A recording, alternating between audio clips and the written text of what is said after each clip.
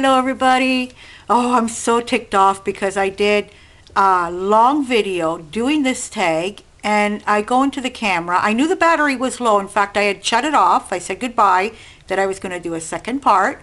I go and it said something like format not complete. I don't know what it was. I couldn't get into the video anymore. It had a question mark on it. No idea. It's the first time that it happened to me. And boy, was I talking, you guys. I was in a talkative mood. And I was so enjoying this that I could do a long video and, let it load it up all day today and probably part of tomorrow. But anyways, this is my Tuesday challenge, which is actually a challenge from Victor. Everybody knows who Victor is. I think he's called Mr. Victor Crafter now on YouTube.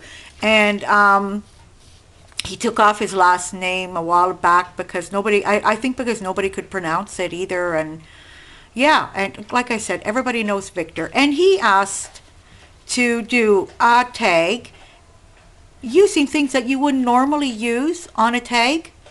And because I recycle so much, I told him I want to do this, and I'm doing it. And I'm hoping that all of you international crafters try this out too. I did have fun, and it's so too bad that I couldn't get that video out. Anyways, I did most of it on the video. So what I did was I got this piece of jelly print in the back that was already this form, and what it actually was it was an envelope from a florist, that would be attached to flowers, and probably came in back then for some kind of funeral or something when they brought flowers. It wasn't for me, because I would say for myself. And so the background is that, and I put it on a piece of not heavyweight chipboard, but cardboard, which gives it nice sturdiness. Now let's talk about the tie. The tie is actually, let me see this here, is actually these things here that you take off of your saran wrap and things. And I love these. They make such a nice texture I've used them in canvases before and things like that. And what I did was I cut a piece of cardboard in a tie shape, pasted them all on top, coming out from the edges and everything, with E6000. And I pinned it together with clothespins and just let it dry. Even here, little pieces coming, but I can fix that. And so I had done these things on before the video, and I did the alcohol ink on video, and that's what the tie looks like. And then on video I drew a type of collar, to make like he would have a shirt on. And then I got this jacket that my son gave me to recycle, and I just cut a piece of it, leaving the zipper, and I put it on whole. And then this was pasted with gel medium. So I made sure that, and I did this on camera as well too. I'm so sorry. But, I opened it up and pasted it well. You can still move it around while it's still wet. Seeing that it's kind of like a knit sweater, you had to play with it a little bit. And and then I started using, I have hundreds of these saved, and I did these with alcohol ink as well too. And then I formed a little pocket out of another piece of fabric and went around it with the pen. The fork. Now why the fork? And I explained this in my other video. In '96 I went to Canada with my 2 kids and pregnant with my 3rd child. My actual 3rd child had already died in '95, and I was pregnant with Valentino in '96. And he is actually my 4th child. So back then my husband said, go to Canada for a while, stay with your sisters and your brothers, and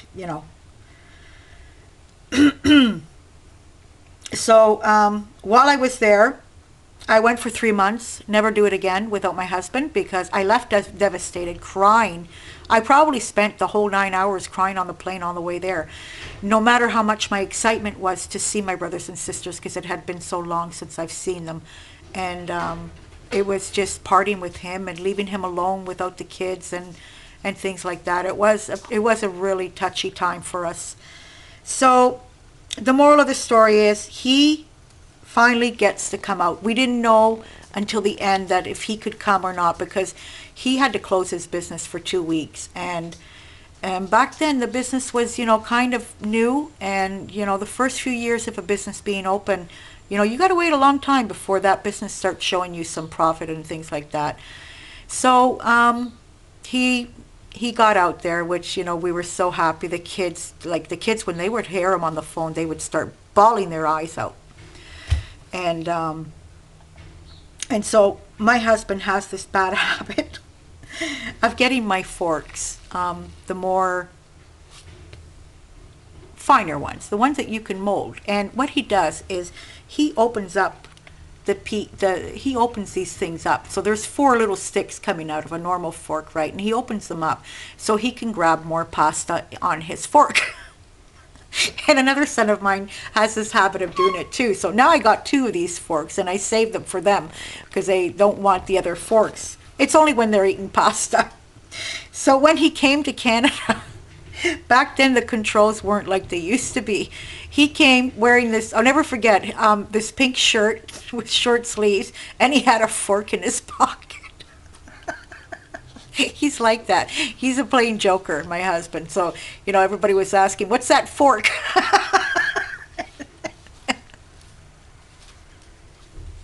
I'm laughing so hard because he even came with a 24-hour briefcase. And he had his underwears and socks around. I'm so sorry, you guys. I'm just thinking about it now. I just remembered this now. It's the first time he ever traveled. He never been on a plane before, so he has to do this flight, you know, of 9-10 hours for the first time, all by himself on a plane, you know, coming to Canada, being completely, you know, living in a small town and things like that. Yeah, he's been to big cities when he was doing military service, because here it's an obligation. Not now anymore, but it used to be an obligation that you had to do a year of military service here in Italy. And back in his time, it was still, you know, going.